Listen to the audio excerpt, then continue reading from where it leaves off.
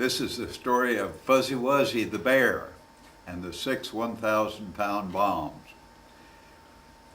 Fuzzy Wuzzy was an airplane, and as you know, many of the airplanes had pictures of pretty girls in some very brief attire painted on their nose, but this particular airplane had a little teddy bear painted on the nose of the airplane. Well, he was big because the size of the painting was probably 3 or 4 feet high.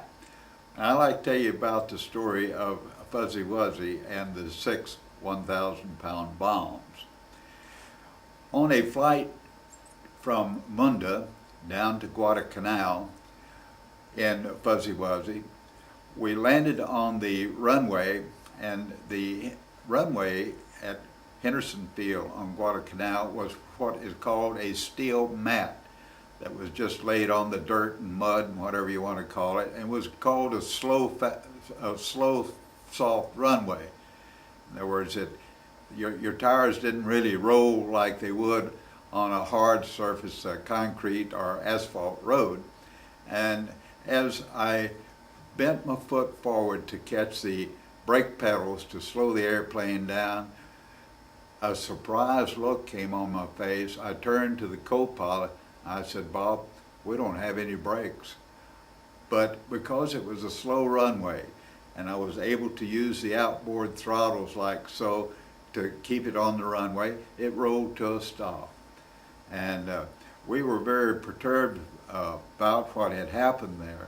And the maintenance crew did really a great job of trying to find what was wrong. They fixed it. I taxied around, everything was fine.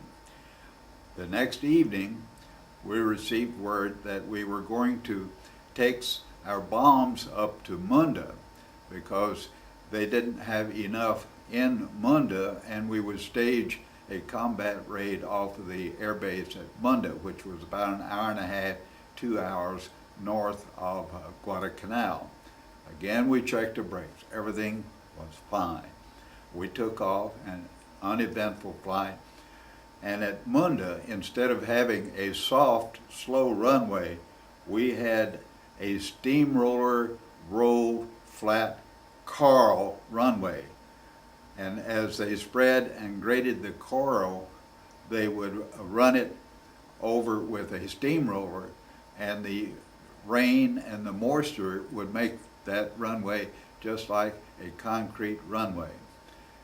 And at the end of the runway, they were lengthening the runway with graders and earth movers, and beyond the end of the runway was the little hills. So you had to come in from the ocean to land on the runway, and that created a little problem because there was normally a light breeze from the ocean, so that meant we had a little tailwind in addition to a hard, fast runway.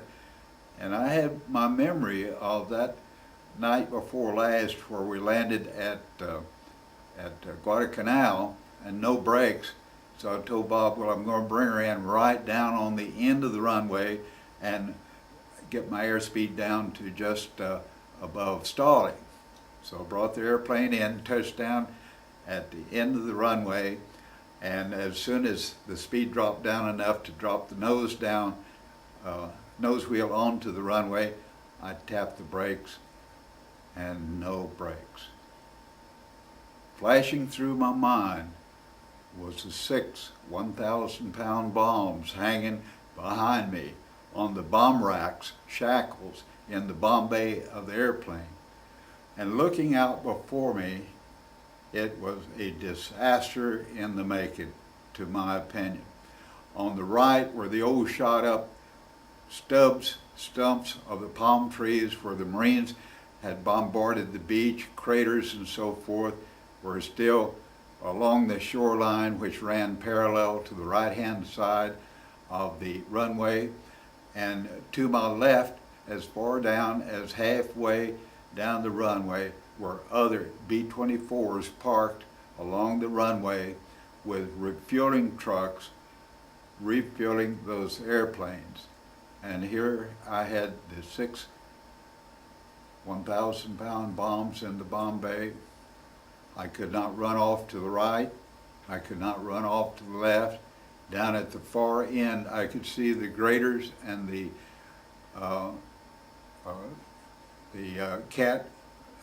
Caterpillars, machine graders working the runway, and I guess my stomach just sucked in next to my backbone. And then I noticed that just to the left of the last airplane, down at the far end of the runway, was a little hill with some tents on it. It turned out that things had just worked perfectly so that the fuel trucks normally parked where those tents were, because the fueling crew lived, and that was where they lived, their cots and mess kits and so forth there. But here, this day and at this time, every fuel truck and every crew member is down here at this end of the runway servicing the aircraft. So I took very gingerly this right, there were 4 engines, 4 propellers, and I jockeyed that propeller just a little, and the airplane probably had dropped down to 30 or 40 miles an hour by the time I had rolled down there.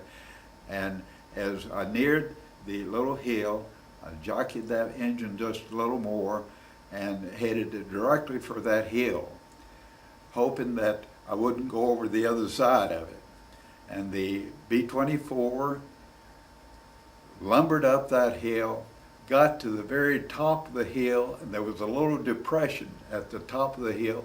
The left gear wheel fell into that little depression, and the airplane slowly made a 180-degree turn on that wheel and stopped. By the time I let my breath out to relax and exhale, my crew was running down the runway. They had a vision of those 6 1,000-pound bombs falling loose and exploding.